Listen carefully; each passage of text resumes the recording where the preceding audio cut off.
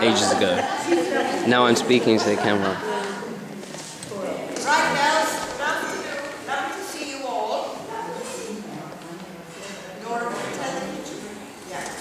This is Lorraine Skinner. And that's Philip. And Philip is going to video Lorraine speaking to you. I hate to say it, but I told you we're all under contract to AGM, so she can't Philip you. Now Lorraine is going to give her a spiel on, and she's got freebies and everything. No way. If you can't hear me, put your hand up, okay? I've got 7 children, I'm used to shouting. Okay, Philip's number 6. Oh, okay. Thank you. But the acoustics here aren't very good. Now, what I'm hoping to do in the next half hour is, first of all, to entertain you, I hope, to inform you, to give you some free samples, but also to make you think, okay? Because sometimes life can be so quick that we don't really know what's going on. So this is one of those important times when you can perhaps think. Okay, now, I'd like you to think back to when you were at secondary school. Now, I was at secondary school from 1971 to 1978. Now, can anyone beat that? Anyone before then? Go on, where were you? Can you remember the dates? 1960s, 1920s? 1920s?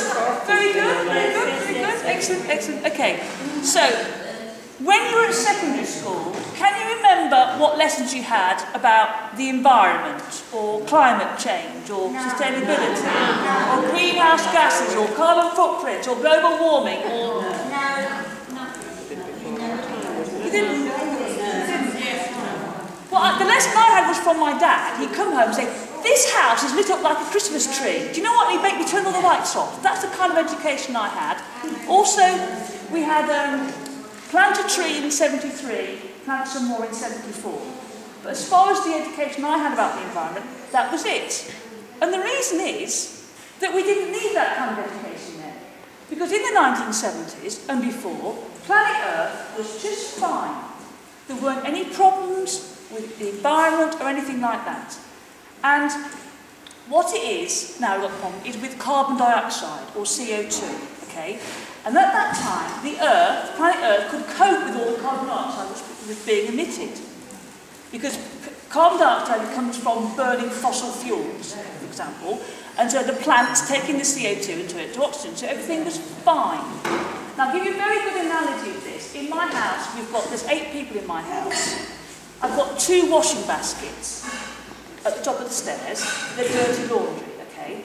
One for dark colours, one for light colours. Now, why my children can't know the difference between dark and light, I don't know. But if every day they put their dirty washing in, and every day I put the washing machine on, it's fine.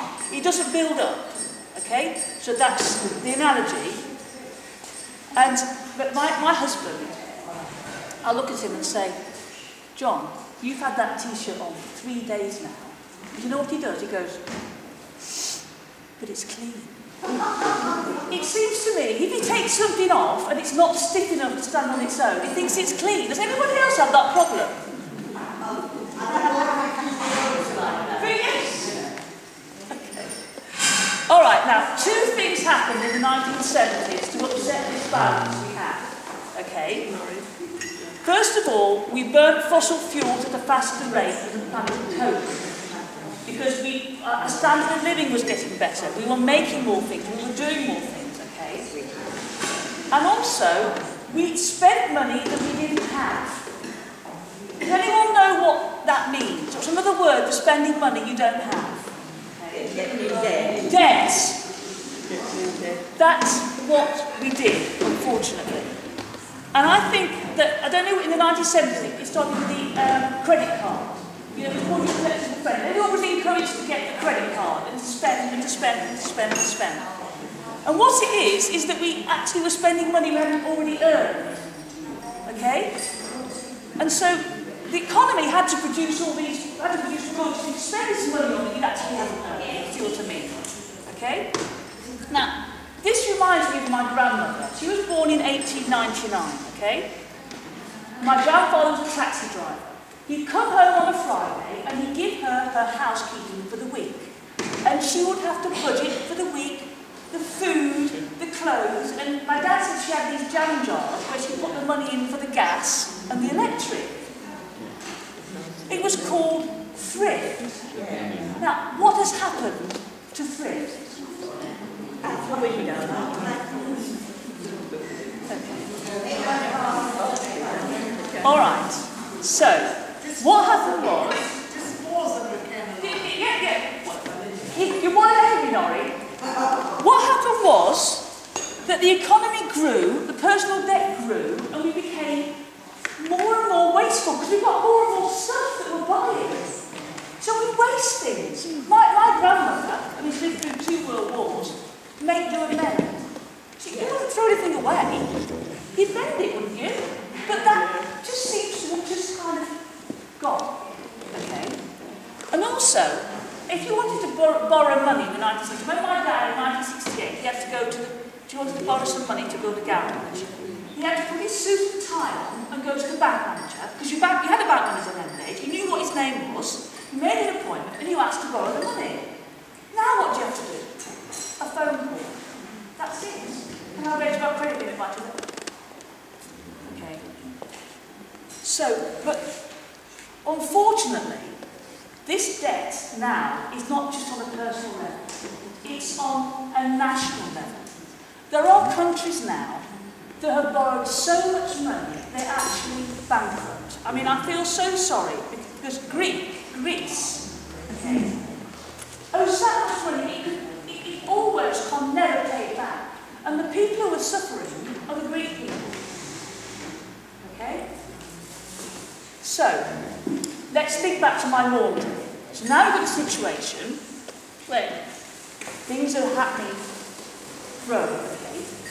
Let's think of the analogy that if everybody in my household puts all their clothes in the wash every day, changes their sheets every day, changes their towels every day, I've got this enormous pile of washing which I can't deal with. I can't dry it quickly. I can wash it, I can't dry it, okay?